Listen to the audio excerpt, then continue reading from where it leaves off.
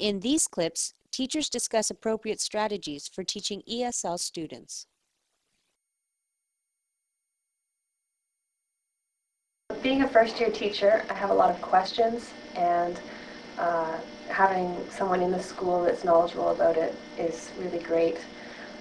In terms of resources for my homeroom subjects, there are always a number of things on the same topic at a lower reading level or something to that effect that I can incorporate into the classroom, and I try to do that so the kids feel like they're still working on the same thing as everyone else, so they feel included, but they're working kind of at their own level.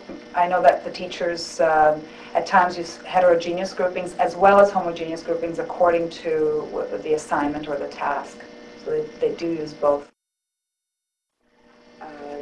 The other thing when working with ESL students, it's often important to develop a slightly modified version of an assignment for them to do in order for them to achieve success.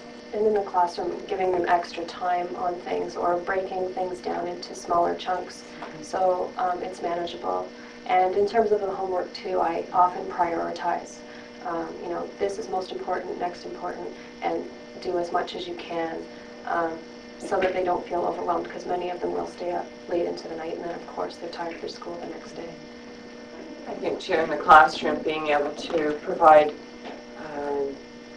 visual resources for students is important. I mean, not only for our ESL learners, but for many other students appreciate having visual cues or visual information, being able to represent information in different ways, maybe by constructing a model, or even in my grade 6 class we still take advantage of being able to present puppet plays or show a response to something they've read in a different way rather than just in the standard form of writing an answer to a question, being able to express what they know in different ways. So I think that that's important as a teacher, that you're thinking not only in terms of how are you going to teach the student, but how are you going to allow them to show you what they know, and thereby you as a teacher can assess their learning and take it the next step. It is important that they get feedback,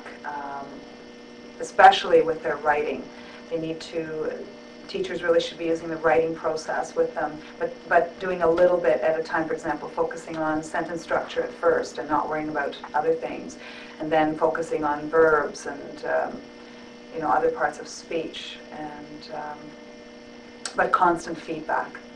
And also, the other thing I wanted to mention was modeling in the classroom, modeling how to do a report. We can't take it for granted that they will know how to do this.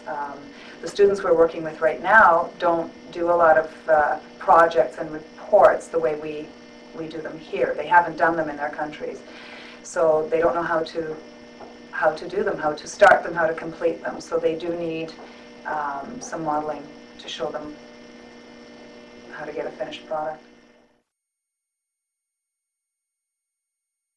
The other issue is difficulty with assessing either the needs of ESL students or assessing their growth in the classroom.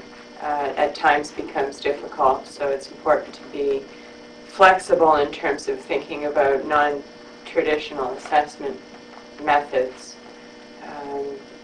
At times in the past, I've had students respond in their own language to a task, and then later, through the support of either a volunteer or another student, had that translated into English. I think we as teachers are perfectionists, and we feel that you know, the way we assess them needs to be fair to all, and maybe for some of us it's difficult to accept an alternative method of assessment as fair for the other students, for the English students. So that's a difficulty too, as far as assessment is concerned. And assess what you have taught the student. If you have modified for the student, assess them on that, not on what what you're assessing the rest of the class on. Assess what they are able to do.